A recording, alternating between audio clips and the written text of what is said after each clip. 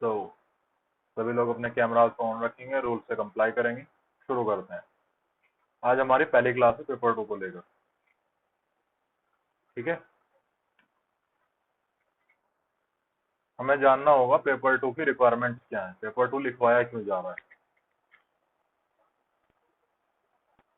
और फिर बात करेंगे एस्से पर।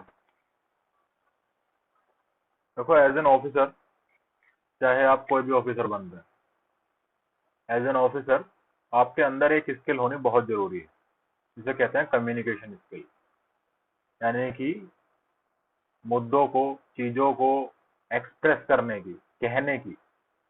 अब कम्युनिकेशन ये नहीं होता कि हम बातचीत कर रहे हैं, कम्युनिकेशन होता है कि हम अपनी बात सामने वाले को समझा पा रहे हैं और उसकी बात समझ पा रहे हैं। सिर्फ बातचीत करना उसका मतलब नहीं होता। हमारे मन में जो विचार हैं वो हम क्लियरली सामने वाले को समझा पाए, इसे हम कम्युनिकेशन कहते हैं। अब ऑफिसर में कम्युनिकेशन स्किल होना सबसे ज्यादा जरूरी है। क्यों? क्योंकि वो ब्रिज होता है जवानों और नॉन गैजेटेड ऑफिसर्स के बीच, और ही टॉप एडमिनिस्ट्रेशन के बीच। टॉप एडमिनिस्ट्रेशन जिसमें कि सीनियर ऑफिसर्स और हमारे पॉलिटिशियन या एडमिनिस्ट्रेटर होता है। ठीक है, उन दोनों के बीच में वो ब्रिज होता है। तो कम्युनिकेशन आना बहुत जरूरी है कि ऊपर वालों की बात को समझ सके, नीचे तक समझा सके, नीचे वालों की बात को समझ के ऊपर तक समझा सके। इसीलिए कोई भी ऑफिसर एग्जाम हो, आपसे कम्युनिकेशन वाली चीजें पूछी ही जाती हैं। ऐसे लगभग सभी में आता ही है। ठीक है, पेपर 2 इसलिए जरूरी है। दूसरा, आपका ग्रामर पार्ट देखने के लिए,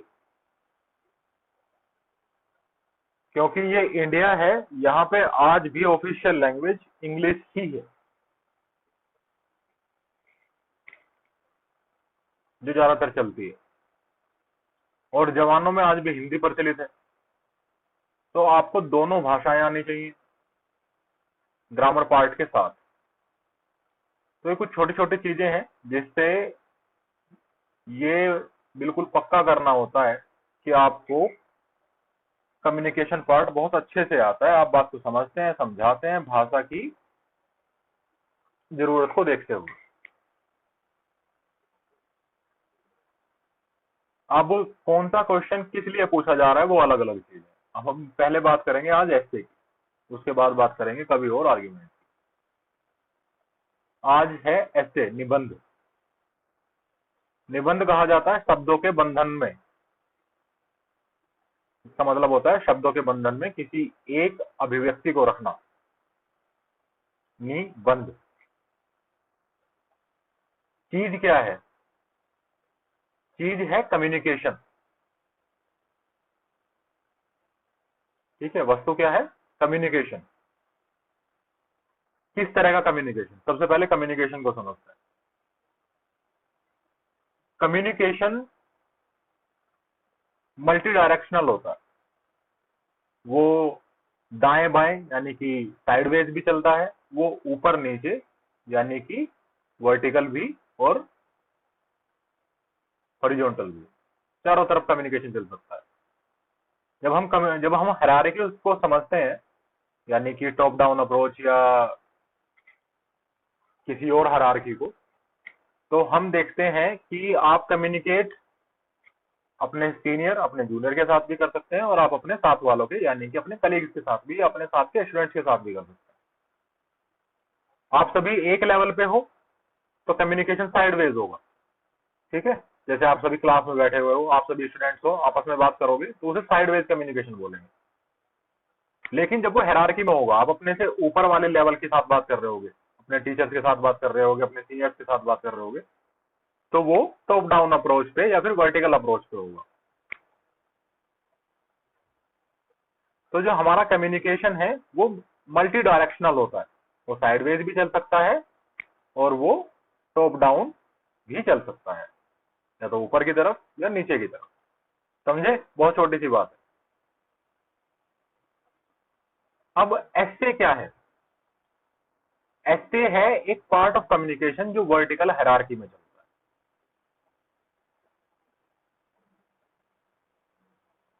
वर्टिकल हायरार्की में भी टॉप डाउन अप्रोच के साथ, ना कि बॉटम अप अप्रोच के साथ। टॉप डाउन के साथ ही क्यों? अब ये आपको यहां से समझना होगा कि टॉप डाउन अप्रोच और बॉटम अप अप्रोच में फर्क क्या होता है। अधिकतर हम ये देखते हैं, ऐसा जरूरी नहीं है, ये सारी चीजें सिर्फ समझाने के लिए है, ये भी ध्यान रखना, ऐसा कहीं लिखा नहीं हुआ है, सिर्फ समझाने के लिए मैं बोलता हूँ। टॉप डाउन अप्रोच में हम क्या देखते हैं ज्यादातर, अधिकतर, कि जितने ऑफिसर्स, जवान या कलीग हमारे से नीचे काम करते हैं लेवल में, वो कहीं ना कहीं एक्सपीरियंस में, वो कहीं ना कहीं एजुकेशन में हमसे कम होते हैं। जैसे एक बेसिक लॉजिक है कि जो हमसे नीचे काम कर रहे हैं, हमसे लो पे लेवल पे हैं या हमसे लो पोस्ट पे हैं, वो कहीं ना कहीं हमसे कम एजुकेटेड या कम एक्सपीरियंस्ड है। वो लेवल ऑफ क्वालिफिकेशन कुछ भी हो सकता है, वो चाहे एक एग्जाम हो, चाहे वो कुछ भी हो, वो कहीं ना कहीं हमसे कम क्वालिफाइड माने जाते हैं, और जो हमसे ऊपर है वो हमसे ज्यादा क्वालिफाइड माने जाते हैं। अब आप लोग बताइए कि जब हम कोई पत्र लिख रहे हो, हम यहाँ पे लेटर वर्ड का यूज करेंगे, ना कि रिपोर्ट और ऐसे का। जब हम कोई पत्र लिख रहे हो, लेटर लिख रहे हो, और वो लेटर हमसे नीचे जाना हो हायरार्की में, तो हम उसे समझाने की भाषा में लिखेंगे या हम उसे इस भाषा में लिखेंगे कि वो जल्दी से जल्दी सिर्फ खत्म हो जाए? किस भाषा में वो लिखा जाएगा? जबकि हम ये जानते हैं कि हमसे नीचे जो लोग हैं वो कम क्वालिफाइड, कम एक्सपीरियंस, तो हम नीचे जो पत्र नीचे की ओर जा रहा होगा, मान लीजिए आप असिस्टेंट कमांडेंट के पद पर काम कर रहे हैं, तो नीचे की ओर हायरार्की जो होगी वो inspector, sub inspector, ASI, head constable, constable की होगी। जबकि ऊपर की तरफ जो होगी वो deputy commandant, OIC, commandant, DIG, इस लेवल पे होगी। तो जो लेटर हमारे हमारे बाद inspector, sub inspector, ASI, head constable, constable की तरफ जा रहा होगा, हम उसे समझाने की भाषा में लिखेंगे या कंसाइज करने की भाषा में लिखेंगे?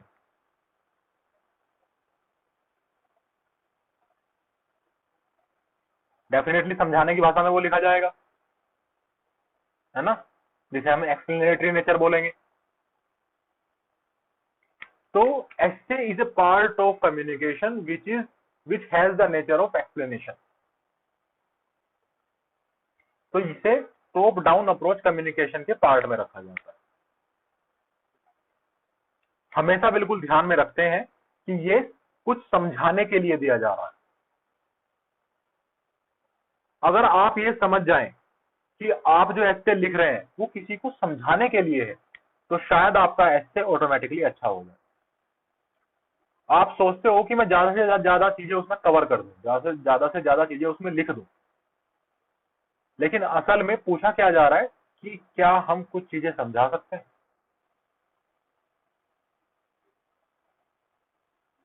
तो हमें यहाँ से बिल्कुल फोकस्ड ये रहना है आज से बाद में एस्से में,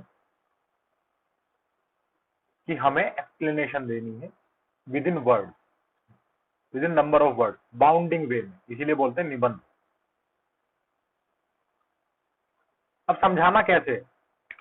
एस्से में हम ये मान के चलते हैं एस्से लिखते हुए कि रीडर का नॉलेज बेस 0 होगा। ये एस्से और रिपोर्ट का सबसे बड़ा अंतर है। ठीक है, रिपोर्ट का बाद में बताएंगे, आज एस्से का समझो।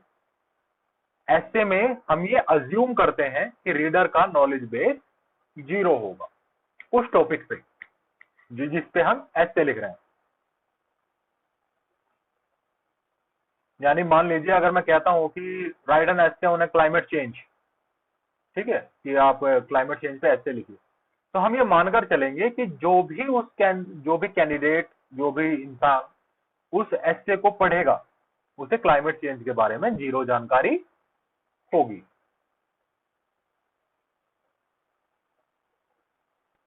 उसे सारी बातें हमें समझानी पड़ेंगी अपने एस्से के थ्रू। तो हम ये मान के चलते हैं कि पढ़ने वाले का, रीडर का नॉलेज बेस 0 है। इसीलिए जब हम कहते हैं कि डेफिनेशन लिखिए, बेसिक्स को समझाइए, डेटा को दीजिए, ठीक है, जब हम ये सारी बातें कहते हैं तो इसलिए कहते हैं क्योंकि हम ये मानते हैं कि रीडर का नॉलेज बेस 0 होगा।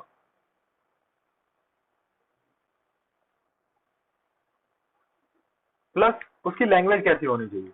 उसकी लैंग्वेज ऐसी होनी चाहिए कि एक 5वीं क्लास का बच्चा अगर उसे पढ़े और एक यूनिवर्सिटी का प्रोफेसर उसे पढ़े तो दोनों को वो बराबर समझ।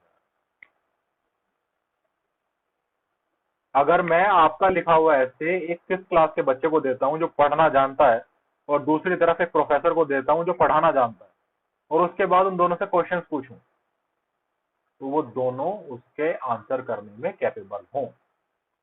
इतनी एक्सप्लेनेशन आपके ऐसे में होनी चाहिए। समझे आप?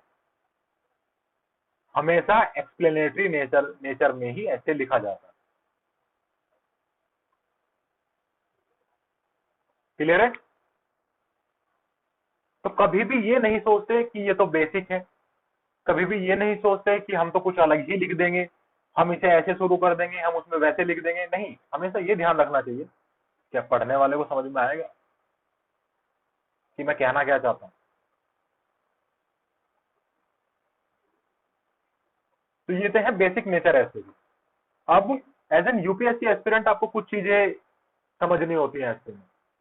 ऐसे में नहीं, हर चीज में समझनी होती है। आंसर अगर आप मेंस का लिख रहे हो या आप यहाँ पे पेपर 2 लिख रहे हो, कुछ भी, सबसे जरूरी जो एक क्वालिटी आपके आंसर में या आपके ऐसे में होनी चाहिए वो है फ्लो।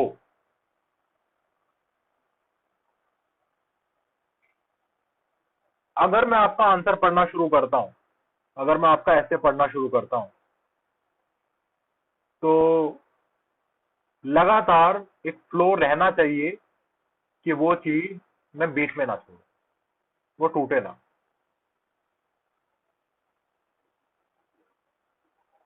समझ रहे हैं? एक स्टोरी फॉर्मेट होना चाहिए, एक के बाद एक चीजें आनी चाहिए, ना कि कोई भी कुछ भी कहीं भी लिख दिया। एक के बाद एक चीजें आनी चाहिए। समझे? अब इसका एग्जांपल में अगर मैं आपको दूं तो एक छोटा एग्जांपल आप समझिए कि अगर मैं आपसे कहता हूं कि ऐसे लिखिए ऑन द क्लाइमेट चेंज और आप सॉल्यूशंस लिख देते हैं पहले और प्रॉब्लम लिखते हैं बाद में, क्या प्रॉब्लम्स का कोई लिखने का अस्तित्व रह जाएगा?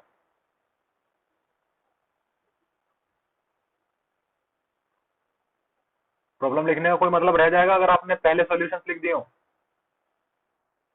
लेकिन आप लोग लिख देते हो अपने एसेज को, अपने आंसर्स को पढ़िएगा आप, उसमें कहीं भी सॉल्यूशन लिख देते। तो एक फ्लो रहना चाहिए कि चीजें एक के बाद एक ही आती हैं। एक सेट ऑफ क्वेश्चन होता है जिसे हमें आंसर करना होता है। जैसे पहली चीज है इंट्रोडक्शन, तो सेट ऑफ क्वेश्चन क्या है? क्वेश्चन की डिमांड क्या है? पहले क्वेश्चन की डिमांड है what is the topic. Introduction का मतलब होता है व्हाट इज द टॉपिक। तो पहला ही क्वेश्चन होता है व्हाट, दूसरा होता है व्हाई। तो हमें सेट ऑफ क्वेश्चंस के फ्रेम में चलना होता है ताकि हम उसे एक बहुत अच्छे एक्सप्लेनेशन दे सकें। अगर मैं कहता हूं कि write an essay on the climate change, तो आपका इंट्रोडक्शन क्या होगा? What is climate change, right? Climate change है क्या? Then why the climate change is there.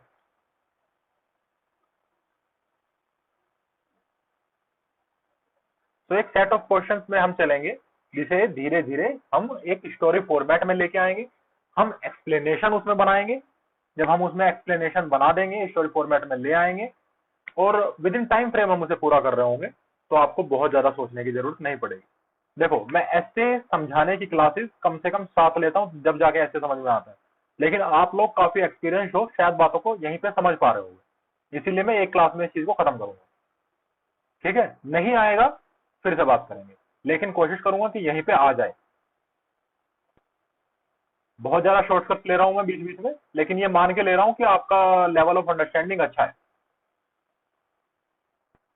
तो कहीं भी कोई दिक्कत आए, समझ में ना आए कि ये चीज क्या होती है, तो प्लीज पूछ लेना। समझ रहे हो? वरना मैं एक एक चीज लिख के समझाता हूँ, आप लोगों को सिर्फ बोल के समझा रहा हूँ। तो ऐसे की कुछ प्रॉपर्टीज जो आप लोगों को बिल्कुल साफ, फ्लो नहीं टूटना चाहिए, एक्सप्लेनेशन बेहतरीन होनी चाहिए, वर्ड एंड लैंग्वेज ऐसी होनी चाहिए कि सबको समझ में आए।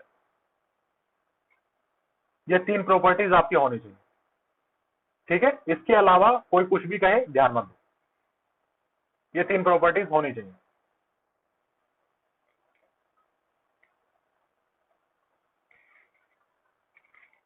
अब फर्क क्या होता है, अब हम समझेंगे फर्क क्या होता है एक आंसर में और एक ऐसे में। बहुत सारे लोगों को नहीं पता होता, वो ऐसे के नाम पर आंसर लिखते हैं क्योंकि उनका मानना है कोर डिमांड तो पूरी कर ही रहे हैं, ठीक है? तो हमें बड़े ध्यान से समझना होगा कि आंसर अलग चीज होती है, ऐसे अलग चीज होती है। आंसर में जब हम जीएस का आंसर लिख रहे होते हैं या किसी भी चीज का आंसर लिख रहे होते हैं तो हम डायरेक्टली जंप कर सकते हैं on the demand of the question, direct jump कर सकते हैं। Like why the climate change is there, तो आंसर में हम लिखेंगे direct why the climate change is there, what is the reason. But in the essay हमें पूरी explanation बना के लानी पड़ेगी, what is the climate change, what is the issue, ठीक है? फिर why the climate change is there, demand हम वहां एड्रेस करेंगे, फिर उसके बाद भी हमें लिखना होगा, सॉल्यूशंस देने होंगे कि what are the solution, what are the impact, and फिर हमें से कंक्लूड भी करना पड़ेगा। But in the answer we can directly jump on the demand of the question कि why the climate change is there. हमें नहीं एक्सप्लेन करना है कि क्लाइमेट क्या होता है, क्लाइमेट चेंज क्या होता है, हो क्यों ना, हमें डायरेक्ट जंप करना है सीधा सीधा क्यों पे, वाई पे। तो हमें एसए और जीएस के आंसर में यहां पे डिफरेंशिएट करना होगा। क्लियर है?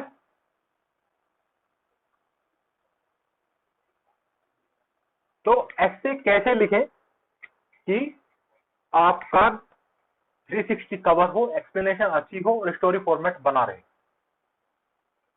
इसके लिए मैंने एक फॉर्मेट डिजाइन किया हुआ है, मैं आप लोगों को लिखवा देता हूं, ठीक है? आप वो फॉर्मेट लिख लीजिए। ये 6 पैराग्राफ फॉर्मेट है, इसमें मैं 6 पैराग्राफ लेके चलता हूं। ये सभी paragraph around on and around 40 to 50 word के बीच में होते हैं और 6 इंटू 50 आपका 300 हो जाता है, ठीक है? अंडर 300 हमें वो लिखना होता है, समझे? तो हम अराउंड 6 पैराग्राफ और 300 वर्ड्स में लेके चलते हैं। आपको यहाँ पे 300 वर्ड्स से भी एक चीज समझनी होगी कि 300 वर्ड्स जब हम कहते हैं कि वर्ड लिमिट है 300, तो हमें ये समझना होगा कि वो लिमिट है, वो क्रॉस नहीं करनी। उसका मतलब ये नहीं है कि हम उससे कम नहीं लिख सकते। जब आप रोड पे चल रहे होते हैं तो स्पीड लिमिट होती है 100, 150, राइट? लेकिन इसका मतलब ये नहीं है कि आप 50, 60, 70, 80 नहीं चल सकते। इसका मतलब है कि सिर्फ आपको 100 क्रॉस नहीं करना है। तो यहाँ पे भी वर्ड लिमिट है 300, इसका मतलब ये नहीं है कि हमें 300 ही लिखने हैं। अगर हमारा टॉपिक बहुत अच्छे से एक्सप्लेन हो जा रहा है इन 250 वर्ड, मोर देन सफिशिएंट है, छोड़ दो। अगर 260 में हो जा रहा है, मोर देन सफिशिएंट है, छोड़ दो। 300 पूरे करने कोई जरूरी नहीं है, ये वर्ड लिमिट है, क्रॉस नहीं करनी है, ठीक है? इसीलिए मैं कह रहा हूं कि ऑन एन एवरेज हम 40 टू 50 लेके चलते हैं कि अगर हम 40 भी लेके चलेंगे तो 240 वर्ड्स हो जाएंगे और 50 लेके चलेंगे तो 300 हो जाएंगे। तो बीच में कहीं भी अगर आपकी डिमांड पूरे के तरीके से सेटिस्फाई होती है तो आप छोड़ सकते हैं, बस 300 क्रॉस नहीं करना है। क्लियर? तो हम 6 पैराग्राफ फॉर्मेट पे चलेंगे, जल्दी जल्दी बताऊंगा। तो first paragraph is introduction, 40 to 50 word. First paragraph is introduction, intro डाल के छोड़ दो। The second paragraph is linking para, linking paragraph.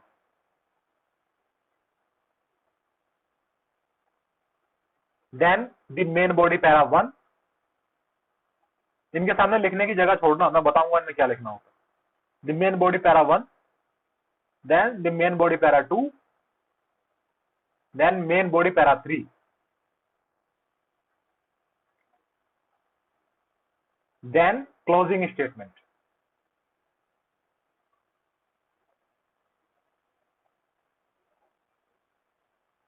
ठीक है, ये 6 पैराग्राफ है, इंट्रोडक्शन, लिंकिंग पैरा, प्रीमी and body paras and closing statement. अब ये जो पैराग्राफ है, ये पर्टिकुलर पैराग्राफ एक एक क्वेश्चन को एड्रेस करें। आप चाहकर भी नहीं छोड़ सकते कुछ भी अगर आप इस पैराग्राफ पे चलेंगे। दूसरी बात, आपको सोचने में समय नहीं लगेगा क्योंकि आपको पता होगा कि कहां क्या लिखना है। तीसरी बात, अगर आपको टॉपिक के बारे में 20% जानकारी भी है तो भी आप उस टॉपिक को कवर कर लेंगे। ये पर्टिकुलर 6 पैराग्राफ एक एक क्वेश्चन को एड्रेस करेंगे। The first paragraph is what is the keyword, what is the question. पहला क्वेश्चन जो एड्रेस करेगा इंट्रोडक्शन, वो करेगा व्हाट, ये चीज क्या है जिसके बारे में हम बात करने वाले हैं। क्लाइमेट चेंज है वो बताइए, विमेन एम्पावरमेंट है वो बताइए, सिक्योरिटी है वो बताइए, ये चीज क्या है। तो अगर आप एक अच्छे खासे ग्रेजुएटेड कैंडिडेट हैं, 1-2 साल से यूपीएससी की तैयारी कर रहे हैं, तो आई थिंक शायद 100 में से 95, 100 में से 95 चीजें आपको पता होती है ये क्या है। भले ही बहुत डिटेल में ना हो, लेकिन पता होती है कि ये क्या है ना। किसी भी चीज पे ऐसे आ जाए तो आपको कीवर्ड, एटलीस्ट अगर उसकी डिमांड समझ में ना आए तो कीवर्ड तो समझ में आ ही जाता है कि ये चीज है क्या। जैसे कैपिटल पनिशमेंट आपको पता है, इंटरनल सिक्योरिटी आपको पता है, तो हमें एक्सप्लेन करना है इन द इंट्रोडक्शन कि पूछा क्या गया है, वो चीज है क्या, वो वस्तु है क्या। एक्सप्लेन कैसे करेंगे कि वो है क्या। There are multiple ways. हमें समझना होगा कि यूपीएससी और पीसीएस के ऐसे से अलग है। हमारे पास एक बहुत छोटा वर्ड लिमिट का फ्रेम है, बहुत छोटा, सिर्फ 40 to 50 वर्ड। तो हम स्टोरी, एनेक्डोट, ये फालतू की चीजें से बच सकते, क्योंकि अगर हम वो लिखने जाएंगे तो हम इंट्रोडक्शन, लिंकिंग पैरा सब खत्म करके भी शायद वो चीजें ना समझा पाए। हमें कोशिश करनी है टू द पॉइंट लिखने की, क्योंकि सिर्फ 300 शब्द है टोटल और बहुत छोटे होते हैं। अगर आप लिखना सीख जाएंगे तो सब, जब आप ये फॉर्मेट सीख जाएंगे, लिखना सीख जाएंगे, तो आपकी अगली समस्या होगी कि 300 शब्दों के अंदर खत्म कैसे करें, बजाय इसके कि 300 शब्द लिखे कैसे। ठीक है, तो ये एनेक्डोट्स और स्टोरी से हटकर हमें क्या लिखना होगा, उस टॉपिक की एक्सप्लेनेशन। अगर वो साइंटिफिक वर्ड है, यानी थोड़ा सा भी नॉन कॉमन है। कॉमन वर्ड क्या होते हैं, चेयर, टेबल, है ना, सिक्योरिटी, सबको पता है सिक्योरिटी क्या होती है। बट क्लाइमेट चेंज थोड़ा सा साइंटिफिक वर्ड, एक डेफिनेशन होल्ड करता है। साइंटिफिक नॉन साइंटिफिक की पहचान कैसे करता है, एक ऐसा वर्ड जो एक डेफिनेशन होल्ड करता है। अगर वर्ड थोड़ा भी साइंटिफिक है और एक डेफिनेशन होल्ड करता है, तो हमें उसको डिफाइन करना चाहिए कि ये चीज है क्या। जैसे वुमेन एम्पावरमेंट में विमेन जो है वो सबको पता है कि विमेन क्या है, but most of the people don't know what is the empowerment. ठीक है, तो अगर एक कोई ऐसा वर्ड है जो एक डेफिनेशन होल्ड करता है, तो हम कोशिश करेंगे कि उसे डिफाइन करें। इंट्रोडक्शन सबसे आसान इंट्रोडक्शन का तरीका होता है। दूसरा, अगर कोई भी वर्ड नहीं होल्ड करता, और या फिर आप चाहते हो कि नहीं, डेफिनेशन तो नहीं, तो we will go by the historical aspect and historical preview. देखो, अगर कोई भी चीज है उसकी शुरुआत कहीं से होती है। ठीक है, जैसे हम बात करें कि विमेन एम्पावरमेंट, उसकी शुरुआत कहीं से हुई, हम लिख सकते हैं फ्रॉम द अर्ली वैदिक पीरियड। ठीक है, वहां से लिख सकते हैं। तो दूसरा है हिस्टोरिकल प्रीव्यू, हिस्टोरिकल एस्पेक्ट। तो हम इन दो मेजर चीजों पे चलेंगे, एक डेफिनेशन, दूसरा हिस्टोरिकल प्रीव्यू। इसके अलावा रास्ते हैं, लेकिन हम उनकी बात नहीं करेंगे। इसके अलावा बहुत सारे रास्ते हैं, स्टोरी, एनेक्डोट्स, करंट न्यूज और current relevance, starting with the data, starting with the question, बहुत सारी चीजें। लेकिन हम अभी मेजरली फोकस करेंगे जब तक हम लिखना नहीं सीख जाते। एक और ऐसे क्लास लूंगा मैं इसके बाद जिसमें एडवांस सिखाऊंगा।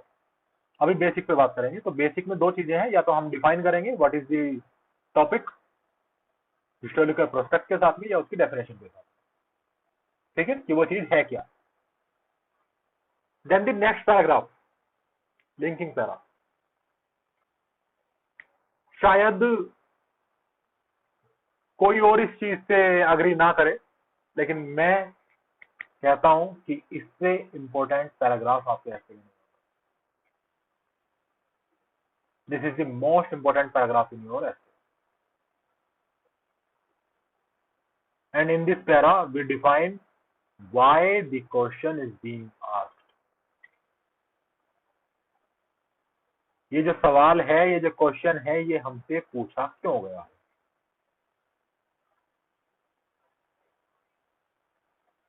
देखो यूपीएससी हो, एग्जामिनर हो, कोई भी हो, क्वेश्चन हवा में से उठा के तो नहीं बनाता कि चलो ये वाला अच्छा लग रहा है, ये चीज पूछ लेता हूँ, ये वाली चीज ऐसी लग रही है, ये वाली पूछ लेता हूँ। There are some series of incident जिसके कारण वो चीजें पूछी जाती है ना, कुछ ना कुछ वैसा घटित हुआ होता है जिसके कारण वो चीज पूछी जाती है। So why the question is being asked,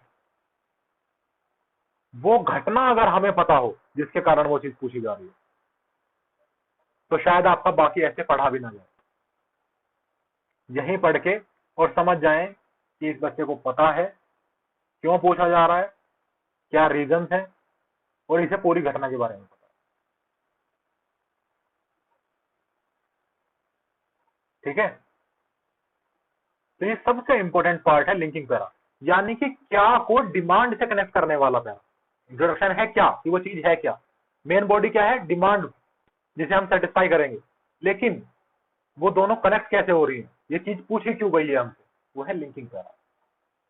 तो क्या को डिमांड से जो कनेक्ट करेगा वो होगा क्यों, ये हमसे पूछा क्यों गया। जैसे हम कहते हैं कि इस बार हमसे विमेन एम्पावरमेंट पूछा गया, क्यों पूछा गया, इसी बार क्यों पूछा गया। So we will write, recently the Parliament of India has introduced a bill called Nari Shakti Bandhan. ठीक है, तो we will go by a recent news, a incident or accident, whatever it is. हम connect करके बताएंगे कि ये चीज हमसे पूछी क्यों गई है। लाइक क्वेश्चन आता है विमेन इन फोर्सेस, तो we will write that recently the supreme court of India has complied, कि उन्होंने एनडीए में परमानेंट कमीशन दिया है, मतलब एनडीए में एंट्री दी है, परमानेंट कमीशन दिया है, इट। तो there is always a incident जिसकी वजह से क्वेश्चन पूछा जाता है, हवा में से उठ के क्वेश्चन कभी नहीं आता।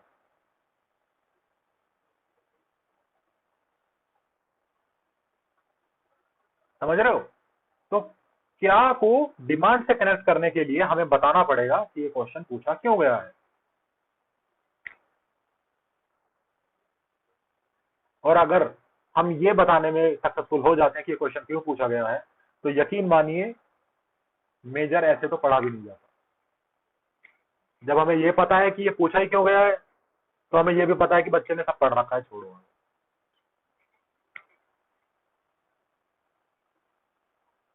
समझे। तो सबसे जो पहले क्या, उसके बाद क्यों।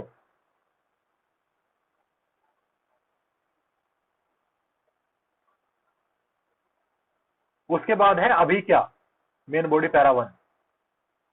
अभी क्या, करंट सिचुएशन। हमेशा main body para 1 always carry current situation.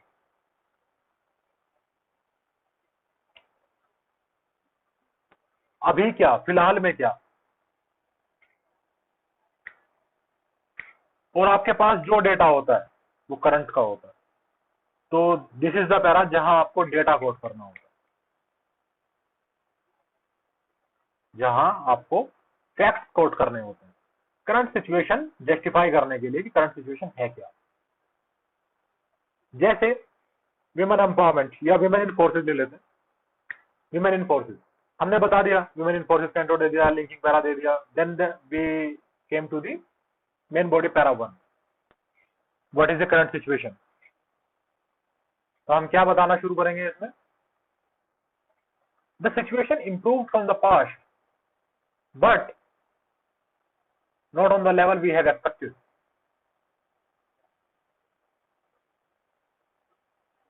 फिर हम नंबर देना शुरू करेंगे कि एयरफोर्स में इतना है,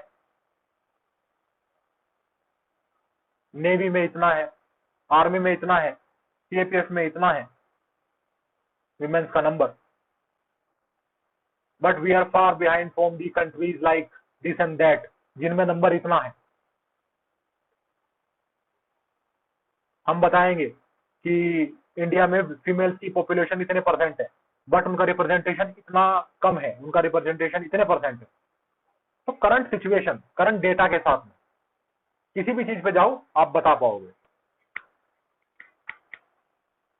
ठीक है, तो this is the only para जहां आपको डेटा कोड करना होता है, करंट सिचुएशन बतानी होती है कि अभी क्या चल रहा है।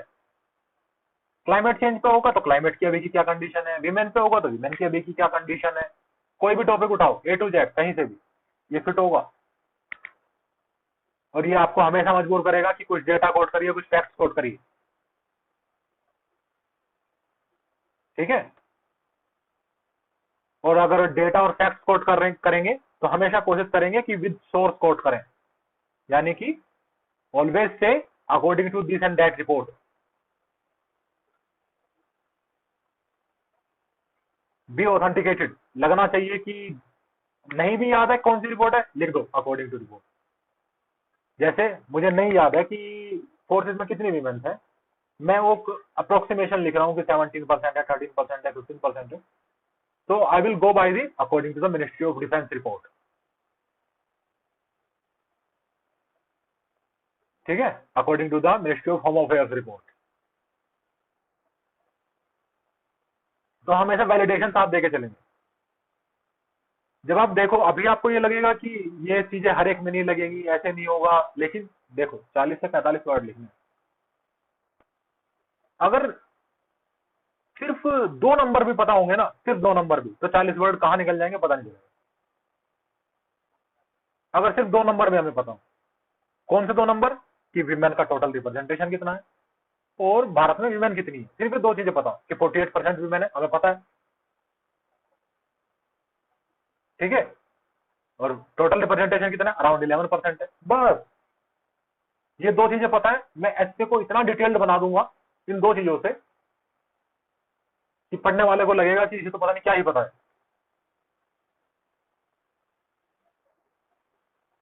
प्लस डेटा से डेटा बनाना सीखना होगा। अगर हमें पता है कि there are 48% of the women are there, ठीक है, कि 48% वीमेन अभी यहाँ पे हैं, तो हमें क्या लिखना होगा, हम इसे किस किस तरीके से लिख सकते हैं, डेटा से डेटा बनाना सीखो। 48% लिखना एक तरीका है, but slightly less than half of the population, ये इसकी वर्ड बात तो वही है, स्लाइटली लेस, 1-2% कम, हाफ से। आर्टिकुलेशन, जैसे मैंने कल भी बताया था, आर्टिकुलेशन कि उस चीज को और अच्छे से बताना, कि slightly less than the half of the population, या we have the pool of the talent of 50%, nearly 50%, not the 50%, but nearly 50%। तो बात वही है, बस घुमा के बोलता रहूंगा मैं चीज को। इसे कहते हैं राइटिंग स्किल्स। ठीक है, writing skills are nothing but अपनी इन्फो को सामने वाले के दिमाग में उतारना विद अ डिफरेंट वेज। अभी राइटिंग स्किल पे भी बात करूंगा क्या होती है। ठीक है, तो आर्टिकुलेशन, अगर डेटा है, मैं एक ही डेटा को 4 तरीके से भी लिख सकता हूं, पता मुझे एक ही चीज है, समझ रहे हो। तो पहला व्हाट, दूसरा व्हाई, तीसरा अभी क्या, फिलहाल में क्या, then the most interesting para, not the most important but the most interesting paragraph. और यकीन करिए अगर आप फॉर्मेट से नहीं चलते हैं, आपको नहीं पता होता है चीजें क्या हैं कैसे हैं, तो आप इस पैरा को पूरा का पूरा ऐसे बना के लिखते हो।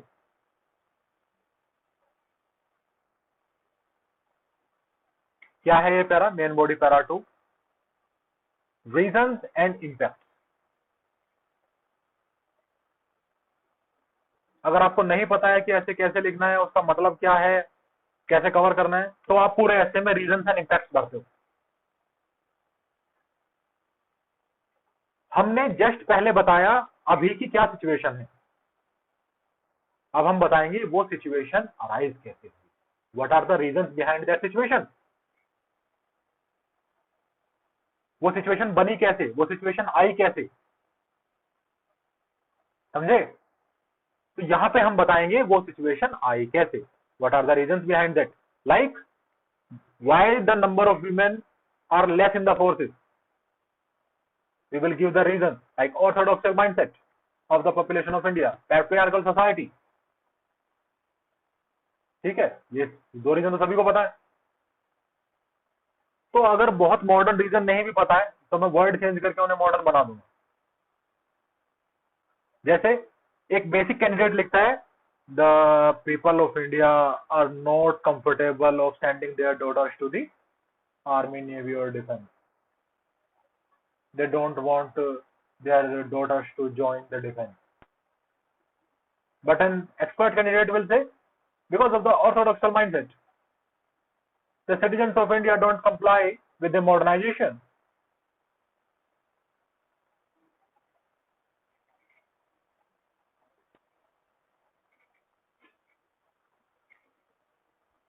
तो बात वही है, बस वर्ड्स अच्छे, आर्टिकुलेशन अच्छे। तो हम क्या लिखेंगे, रीजन, कि वो जो सिचुएशन बनी है उसके पीछे रीजन क्या है। क्लाइमेट चेंज पे ले लो, किसी पे भी ले लो, जो टॉपिक आप बोलो, क्लाइमेट चेंज पे ले लो, तो क्लाइमेट चेंज की सिचुएशन क्यों बनी है, ऐसी सिचुएशन क्यों आ गई कि दिक्कत इतनी हो, आप रीजन लिखना शुरू करो, because of the human interference in the nature, ठीक है, आर्टिकुलेशन अच्छा करके डाल लो। अब कोई सिचुएशन बनी, हमने बता दिया क्या सिचुएशन है फिलहाल, हमने बता दिया उसके पीछे क्या रीजन, उसके इम्पैक्ट क्या चल रहे हैं। अरे अगर कोई समस्या चल रही है, मैक्सिमम समस्याएं होती है, 95% of the essays are the problematic essays, वो हमेशा किसी समस्या को एड्रेस कर रहे होते हैं, हमेशा ही किसी समस्या को एड्रेस कर रहे होते हैं, तो उसके उस समस्या के कुछ इम्पैक्ट भी होते हैं, एक दो लाइन में लिख दो, क्योंकि इस पैराग्राफ में रीजन और इम्पैक्ट दोनों आने हैं, कभी कभी इम्पैक्ट नहीं होते, बट रीजन और इम्पैक्ट दोनों आने, कभी कभी सिर्फ रीजन हो सकते हैं, कभी कभी सिर्फ इम्पैक्ट हो सकते हैं, कभी कभी दोनों हो सकते हैं, लेकिन खत्म करने हैं 40 से 45 शब्दों में ही। तो बहुत ज्यादा सोचने की जरूरत नहीं है कि यार मैं तो इसके 5 इम्पैक्ट सोच लेता, क्या जरूरत है, एक दो भी पता है मोर देन सफिशिएंट है।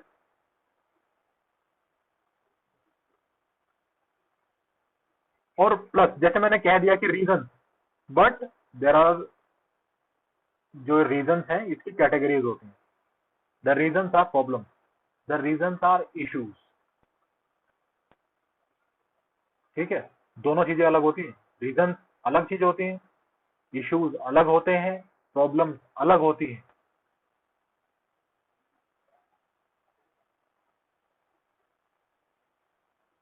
समझना होगा, छोटी सी बात बता के जा रहा हूं, नहीं समझ में आएगा एडवांस क्लास में बताऊंगा। इश्यूज वो होते हैं जिसकी वजह से समस्या खत्म नहीं हो रही, ठीक है, इश्यूज हमेशा वो होते हैं जिसकी वजह से समस्या खत्म नहीं हो रही है, जबकि रीजन वो होते हैं जिसकी वजह से प्रॉब्लम शुरू हुई थी।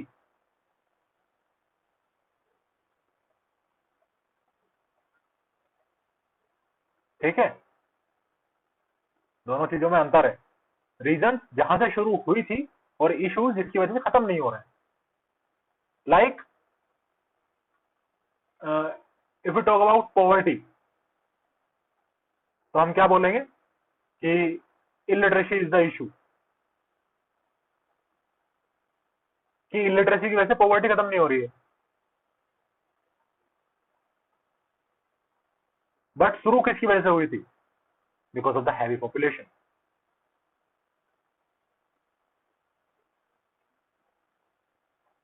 तो रीजन हैवी पॉपुलेशन था और खत्म ना होने का इशू क्या है, इशू है इलिटरेसी।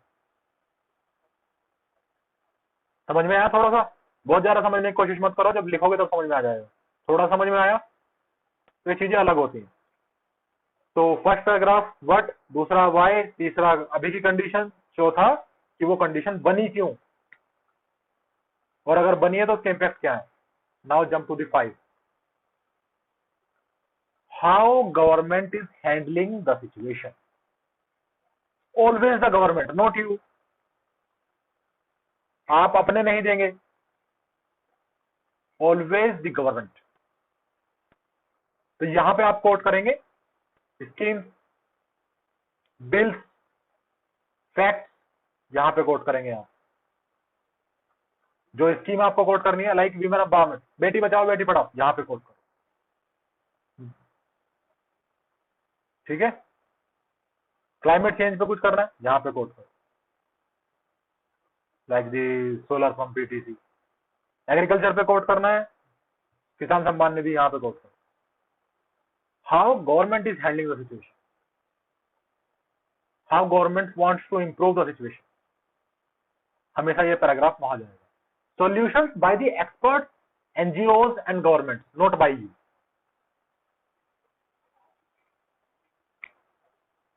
कि वो क्या कर रहे हैं उसके लिए, कोई एक्सपर्ट है लिख सकते हैं, कोई एनजीओ है लिख सकते हैं, कोई गवर्नमेंट ऑर्गेनाइजेशन उस चीज को कर रही है लिख सकते हैं, अपने का भी नहीं लिखेंगे। तो यहाँ पे सोल्यूशन आएंगे। तो प्रॉब्लम क्या थी, सबसे शुरू में बता दिया। प्रॉब्लम एस्केलेट क्यों हुई, वाई में बता दिया। प्रॉब्लम की करंट सिचुएशन क्या है, मैं मेन बॉडी पैरा 1 में बता दिया।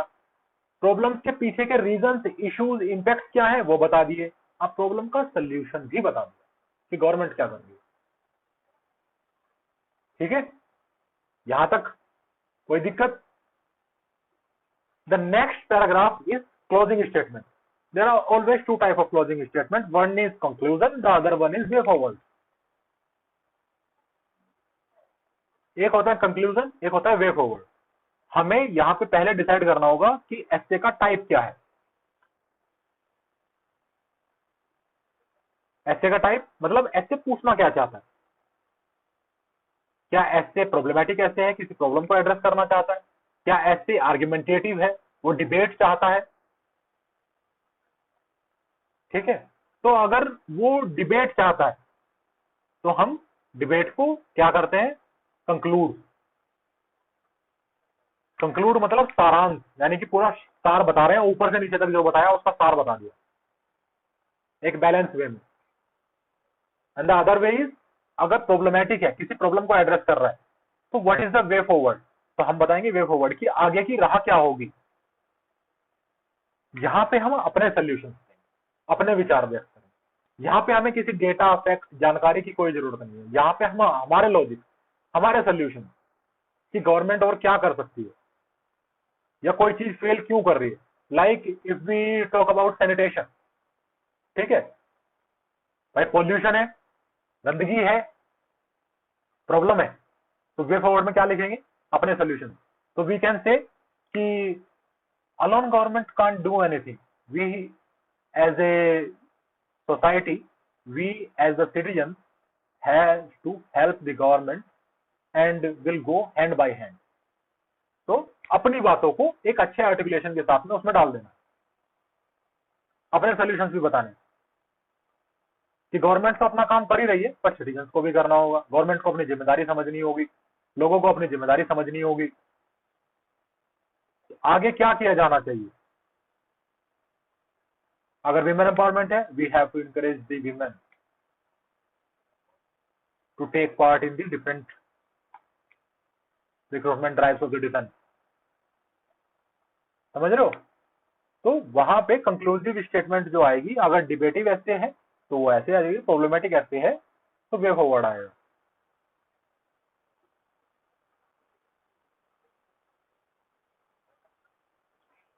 अगर ऐसे डिबेटेबल है, जिसका चांस मुश्किल से 2-3% के आसपास होता है, डिबेटेबल है, आर्ग्यूमेंटेटिव ऐसे है, तो हम इस फॉर्मेट में जो मेन बॉडी के 3 पैरा थे उन्हें बदलकर वापस 2 पैरा में कर दें। एक in the favour of statement, एक in the against of the statement. Like the argument, जिस दिन आर्ग्यूमेंट कराऊंगा उस दिन ये समझाऊंगा, आज सिर्फ बता के छोड़ा। जिस दिन आर्ग्यूमेंट कराऊंगा उस दिन आर्ग्यूमेंटेटिव ऐसे भी कराऊंगा। आर्ग्यूमेंटेटिव ऐसे आपने देखे, वर्सेस लगा के आ जाता है, स्लैश और लगा के आ जाता है। There are the comparative degrees, और versus, comparative essay, debatable essay, argumentative essay. जिस दिन आर्ग्यूमेंट कराऊंगा उस दिन कराऊंगा कि इन्हें हैंडल कैसे करते हैं। तो आज जो आपका मेजर था वो था एक नॉर्मल ऐसे जो आता है जिसमें एक अच्छा फॉर्मेट आपको पता होना चाहिए। अब मैं आपसे पूछता हूं, क्या कोई चीज ऐसे में डालने रह गई?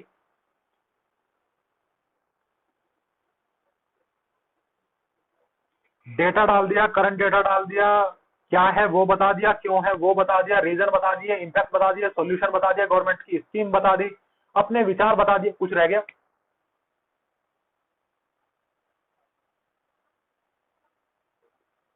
360 कवर होने में कुछ भी रह गया?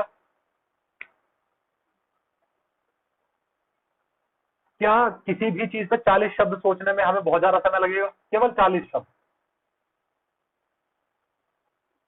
तो अगर आप फॉर्मेट से जाएंगे तो कुछ भी चीज छूटेगी नहीं, और 10 से 12 मिनट में ऐसे खत्म कर देंगे, सिर्फ 10 से 12 मिनट। प्लस मेजर चीज, ऐसे का फ्लो नहीं टूटेगा, स्टोरी फॉर्मेट में रहेगा। क्या है, क्यों है, अभी क्या है, रीजन क्या है, समस्याएं क्या है, समाधान क्या है, एक फ्लो में है। ना समाधान पहले आ रहे हैं, ना करंट सिचुएशन बाद में आ रही है। करंट सिचुएशन आई तो वो अराइज क्यों हुई, बजाय इसके कि पहले अराइज हो गई बाद में उसका डेटा दिया जा रहा है।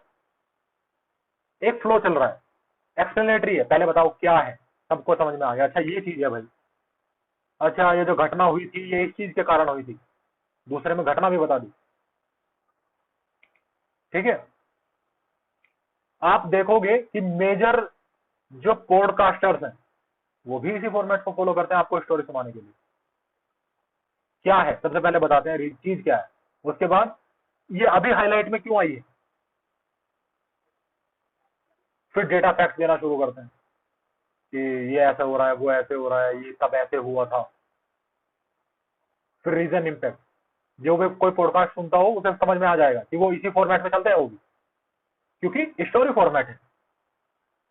तो आपका स्टोरी फॉर्मेट भी नहीं टूट रहा है, लगातार एक फ्लो चल रहा है, 360 कवर हो जा रहा है, टाइम से कवर हो जा रहा है, बहुत ज्यादा नॉलेज की जरूरत भी नहीं है। पूरे 300 शब्दों के ऐसे में हमें दो चीजों की जरूरत है, एक ऐसी न्यूज जिससे वो क्वेश्चन बना है, और दूसरा कोई एक दो वर्ड का डेटा जो हमें मेन बॉडी पैरा वन में डालना है, उसके अलावा कुछ नहीं।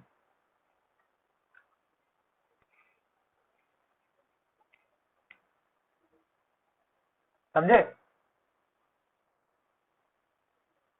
बहुत ही बेसिक चीज है, लिखने बैठोगे कम से कम 10-12 टॉपिक की प्रैक्टिस करोगे, आपके हाथों पे बैठ जाएगा।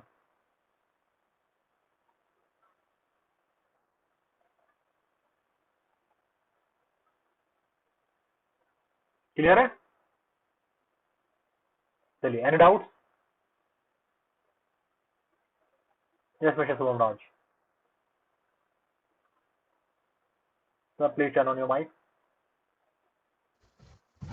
मन मॉर्निंग। सर एक कोई अगर ऐसे आ रहा है कि चाइना स्ट्रेटेजिक राइस पे हमें लिखना है और उस एक्सप्लेनेशन में हम कहीं सर डेट ट्रैप के बारे में लिख